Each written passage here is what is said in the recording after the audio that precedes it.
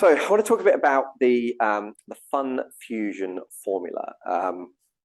And to kick things off, I want to talk about a guy that ended up, this wasn't quite the right fit. He might join the trusted team at some point. But one of the people I met that I was chatting to about the trusted team was True Potential's top financial advisor. Now, I thought we ran a pretty decent business. We got up to about 200 million under management over the course of 15 years. And compared to most of the business I chatted to, that was a pretty decent sized firm. This guy with one employee is taking on of new client money, £90 million a year.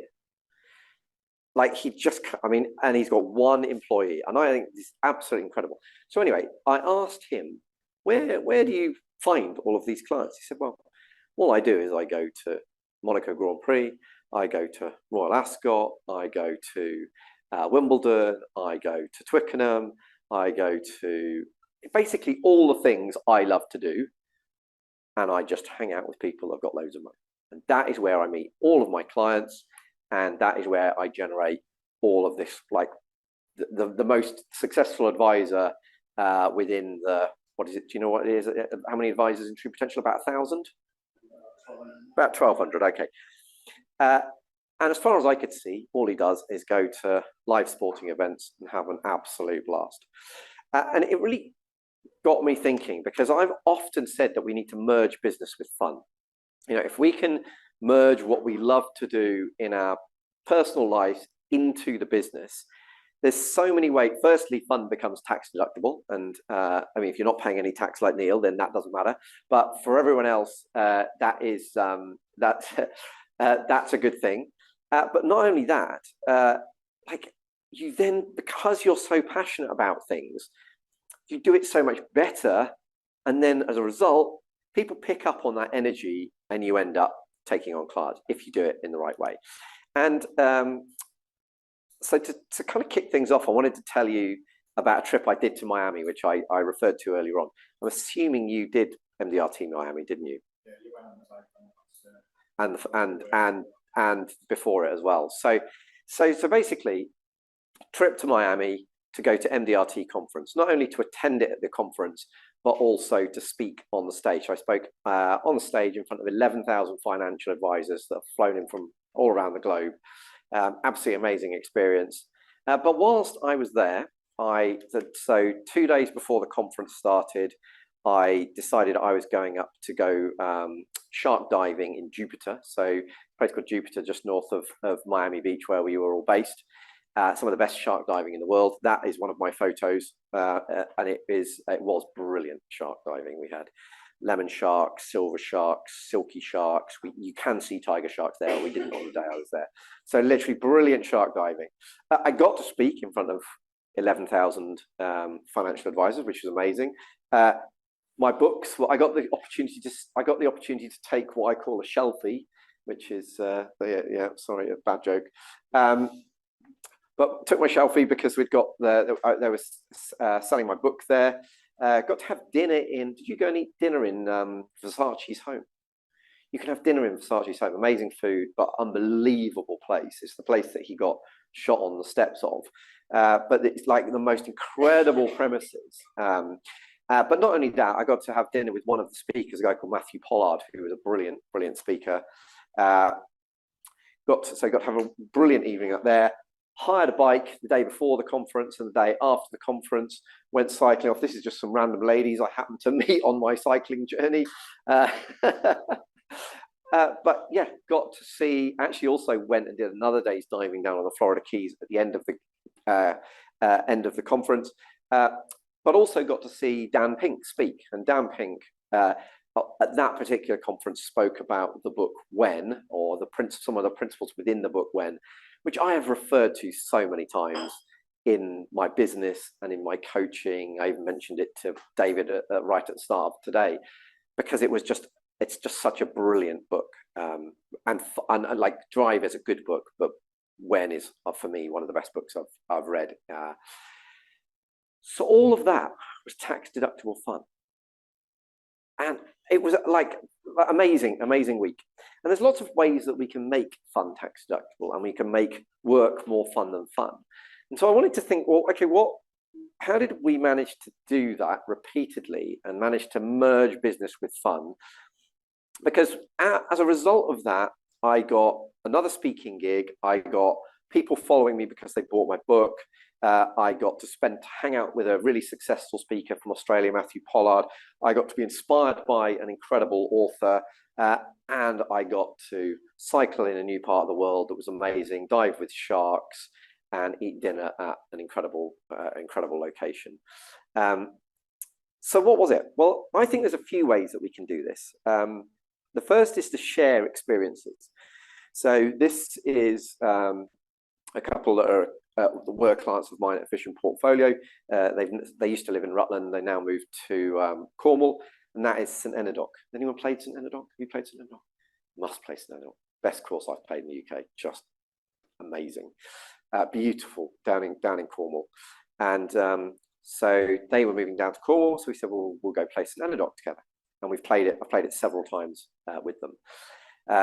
This was a photo of Rory at the Open. Took a couple of clients to see the Open as a way of thanking them and spending quality time with them. But ultimately, I wanted to go see the Open. That's let's be honest. Twickenham, did days at Twickenham quite a few times. Just a brilliant day out. In fact, actually, once I'd sold Efficient Portfolio, and as a bit of a thank you to our top clients, I did a whole Twickenham experience. So we went down, had a meal beforehand, saw the game, meal afterwards, got the bus there and back. All literally fell off the bus at the end. It was brilliant fun. But yeah, just because I think a day out of Twickenham was fantastic. I love it. So there's definitely ways that you can share experiences. And actually, sorry, one thing just to kind of loop back to, which Adam is going to kick me for. One of the great opportunity to do this is charity auctions. I suspect you know where this is going, Adam. So Adam and I played golf earlier on this year at a charity golf day called Hope Against Cancer. I paid for the place, but I said, look, there'll be a charity auction, so let's all be just kind of go in with an open mind with that. And we'd played as a 4-ball, and Adam nips off to the toilet, and he comes back, and within the 5 minutes he's been away, you should never leave drunken men at a charity auction unattended, because in the 5 minutes he was not with us, we'd bought him 2 days golfing in Norfolk and a week in Marbella. And this is true.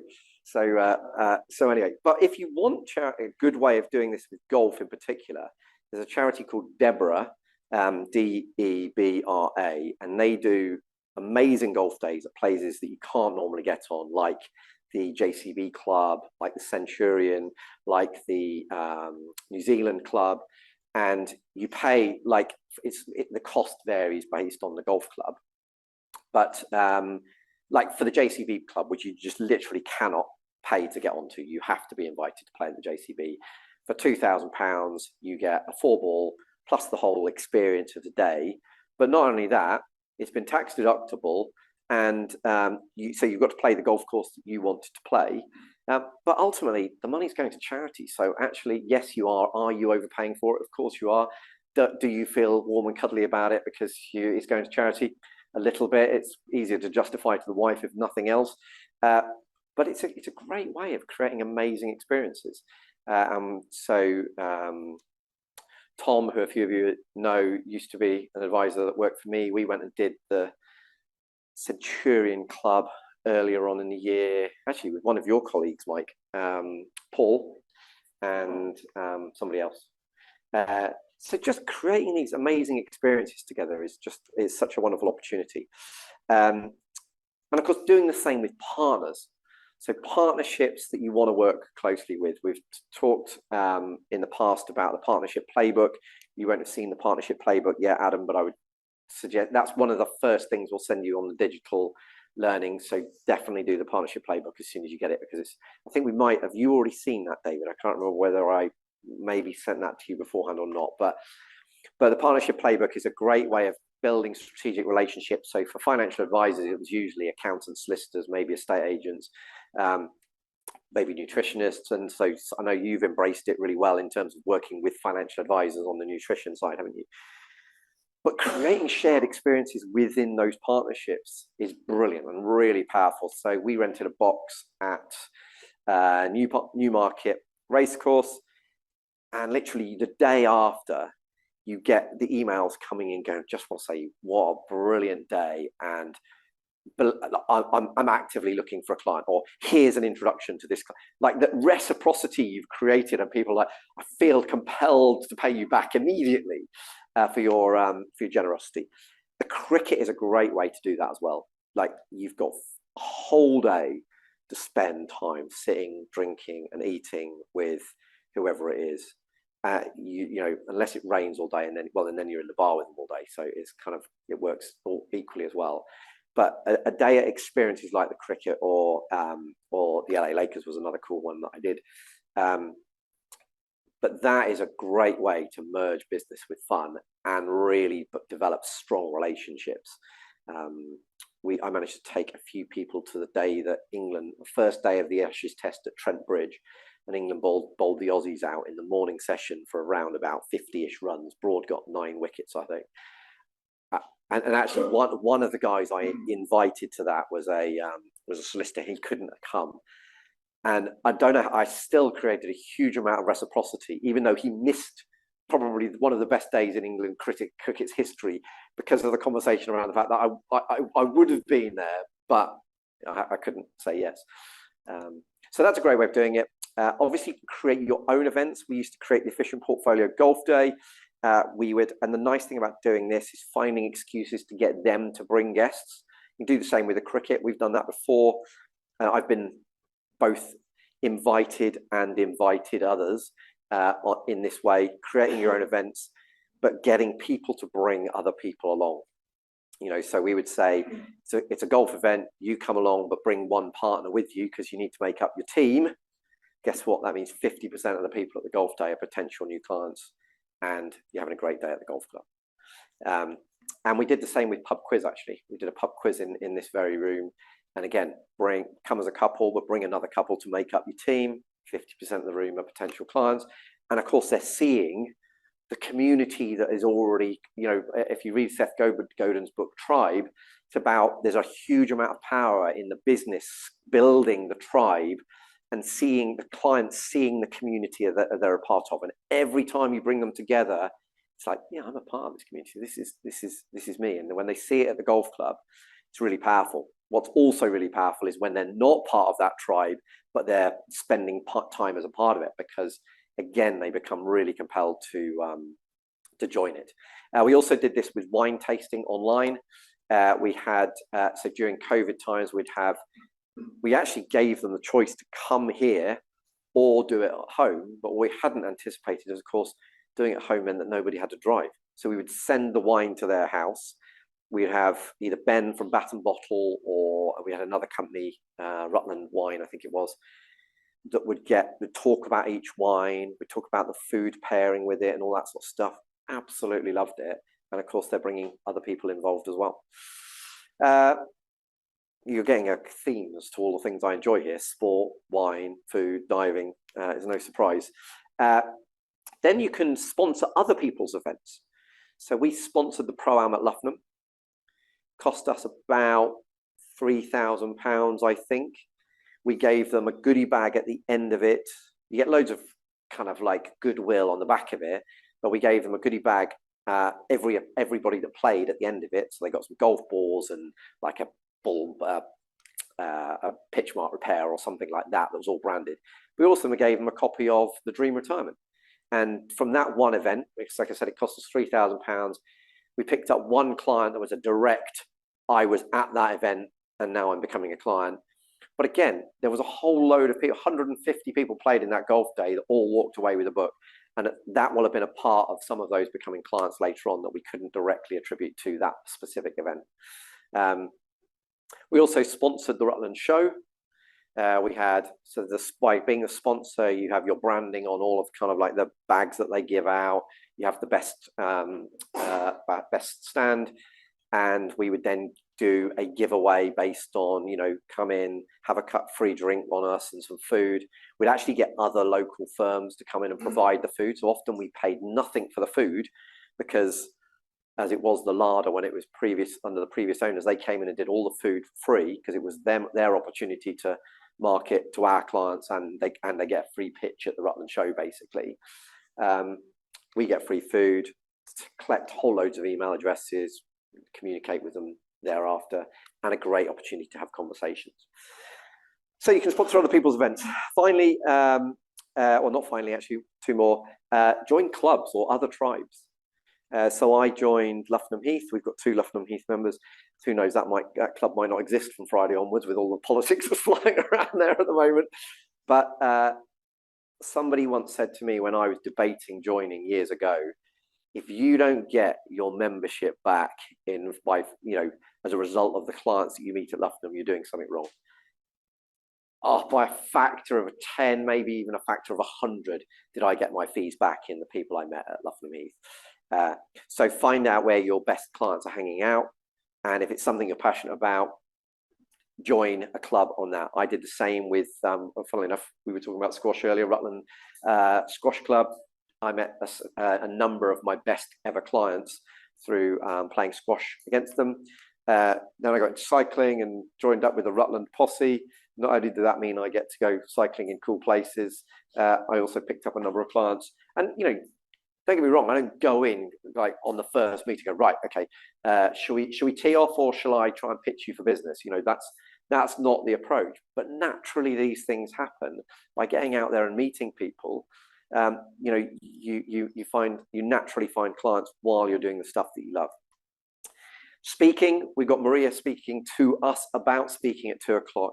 Speaking is a great way to do it. I mean, this was me working on the top of you can tell us where that is, Neil, because you were there as well, I'm guessing. Top left? Norfolk. Yeah. You see that? No, you not tell where that is? Oh, actually, you might not have been there. No, sorry. So this, because it's the global conference. So that was Singapore. That's the. Ah, no. So this was after COVID. I spoke in Singapore. Yeah. So I was speaking at I'm trying to think what the hotel that looks like a ship on top of 3 towers is called in Singapore. So staying there, speaking at the conference, and that was where I was sitting there doing a little bit of work. Just, yeah, amazing. I can't think what it's called at the moment. Obviously, we've used the example of diving. I've cycled in some incredible parts of the world on the back of speaking at conferences. So that was cycling around Malibu. I cycled around South LA, Miami, Nashville. Nashville. The cycling there was fantastic. Piss up. It was. It's Nashville it has the most, but it also has the most hen dos of any city in the US, which include, and bearing in mind it's about a 10th of the size of Las Vegas. It has more hen dos than Las Vegas does. Another way you could do this is content generation. I'm obviously super passionate about endurance sport. So creating the podcast, The Business of Endurance, allows me to interview people like Alex Hutchinson, one of the authors of one of my favorite books, Endure. So creating content that also is around your interest is another way of merging business with fun. And then just attending conferences, just finding conferences that you're like, well, actually, yes, I will learn stuff that's useful. You know, whether it like, that was Abundance 360, and we're seeing the most amazing technology, but we're also hanging out in the top resort in LA. Obviously, we've already seen that. That was me cycling somewhere. I can't even remember where. Somewhere in the US. Nashville. There's the party wagon. Jesus, that place is crazy. But that's the conference center that we were attending a conference in. Actually, I spoke at that conference as well. But it's like, there's so many ways you can merge business with fun.